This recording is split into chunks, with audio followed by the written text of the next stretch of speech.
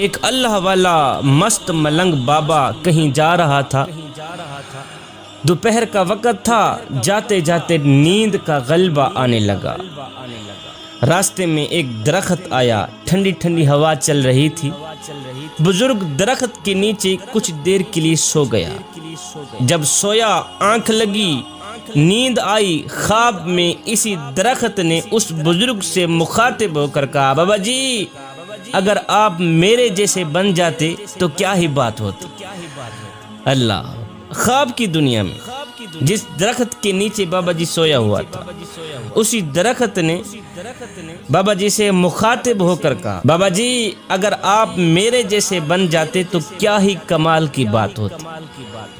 خواب کی دنیا میں اس بزرگ نے اس درخت کو کہا، اوے میں تیرے جیسا بن جاؤں، پہلے اپنی خوبی تو بتا کہ تیرے اندر خوبی ہی کیا ہے۔ درخت نے کہا، میرے اندر خوبی یہ ہے کہ کوئی مجھے پتھر مارے نا تو میں اسے پھل دیتا ہوں۔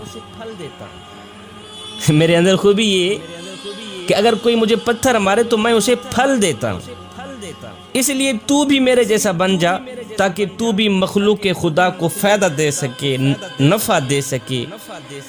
یہ سن کر بزرگ بڑا حیران ہوا۔ اللہ والا مست ملنگ بابا بڑا حیران ہوا، حیرانی کے عالم میں پوچھا کہ اے درخت، اگر تو اتنا ہی اچھا ہے تو پھر مجھے بتایا جائے کہ اللہ نے تجھے آگ کی غذا کیوں بنا دی، پھر تو جلتا کیوں ہے، لوگ تجھے آگ کے لیے استعمال کیوں کرتے ہیں؟ تیرے اندر اگر اتنا ہی کمال ہے تو پھر مجھے بتا کہ اللہ نے تجھے آگ کی غذا کیوں بنا دیا۔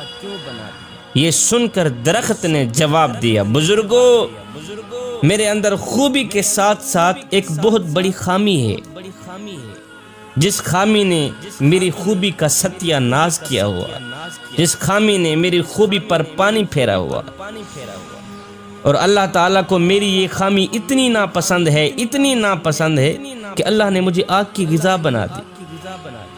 بزرگ نے پوچھا، وہ کون سی خامی ہے؟ درخت نے کہا، بابا جی وہ خامی یہ ہے کہ جدھر کی ہوا چلتی ہے نا میں ادھر کو ہو جاتا ہوں۔ اللہ، بابا جی خامی یہ ہے کہ جدھر کی ہوا چلتی ہے نا میں ادھر ہی کو ہو جاتا ہوں۔ مطلب یہ ہوا کہ جدھر کی ہوا چلے ادھر کو ہونے والی چاہے جان والی چیز ہو یا بے جان چیز ہو، اللہ تعالیٰ کو ناپسند ہے۔ اللہ تعالیٰ اسے جہنم کا ایندھن بنا دیتا ہے، جہنم میں ڈال دیتا ہے۔ جوانوں، ہماری صورتحال بھی اسی درخت سے ملتی جلتی ہے۔ ہم بھی کچھ ایسا ہی کر رہے ہیں کہ جدھر کی ہوا چلتی ہے ہم ادھر کو ہی ہو جاتے ہیں۔ ہم نام لیتے ہیں حسین کا، نقل کرتے ہیں یزید کی۔ ہمارے اوپر کوئی بھی شخص 10 منٹ لگا دے ہم اسی کے ہو جاتے ہیں۔ مسجد میں نماز پڑھنے کے لیے بھی چلے جاتے ہیں، پھر کسی کے کہنے پر کنجر خانے میں بھی چلے جاتے ہیں۔ ادھر کو بھی پورے ہیں، ادھر کو بھی پورے ہیں، جدھر کی ہوا چلے ہم ادھر کو ہی ہو جاتے ہیں۔ ہمارا تن مسجد میں ہوتا ہے، من یاروں کے پاس ہوتا ہے، کھڑے نماز میں ہوتے ہیں، ہماری یادیں دوستوں کے پاس ہوتی ہیں، ہمارا سر سجدے میں ہوتا ہے، ہماری سوچیں کاروبار کی طرف ہوتی ہیں۔ جوانوں، نماز میں بھی خالص بن جاؤ، رب کے عشق میں بھی خالص بن جاؤ۔ ادھر سے حضرت رابعہ بصری آ رہی تھی، ادھر سے ایک نوجوان جا رہا تھا۔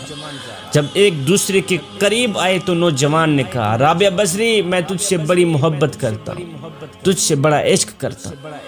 رابعہ بصری نے کہا، اچھا تو مجھ سے بڑی محبت کرتا ہے، عشق کرتا ہے؟ اس نے کہا، ہاں میں تیرے ساتھ عشق کر بیٹھا ہوں، میں تجھے اپنانا چاہتا ہوں۔ رابعہ بصری نے کہا، اچھا اس طرح کر، میری ایک بہن ہے جو مجھ سے کہیں زیادہ خوبصورت ہے، میں چاہتی ہوں تو اسی سے ہی محبت کر لے، اسی سے ہی عشق کر لے، اسی کو ہی اپنا لے۔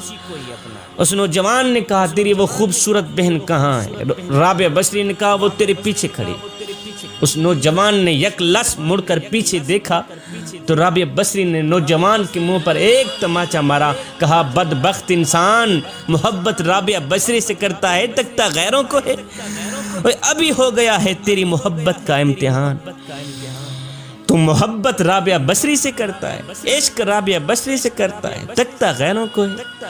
اس نوجوان نے اپنے سر میں خاک ڈالی، پیٹا، سر پیٹ کر کہا کہ میں نے دنیا میں سے کسی عورت کے ساتھ محبت کا دعویٰ کیا، جب مڑ کر پیچھے دیکھا تو میرے منہ پر ایک تماچا لگا۔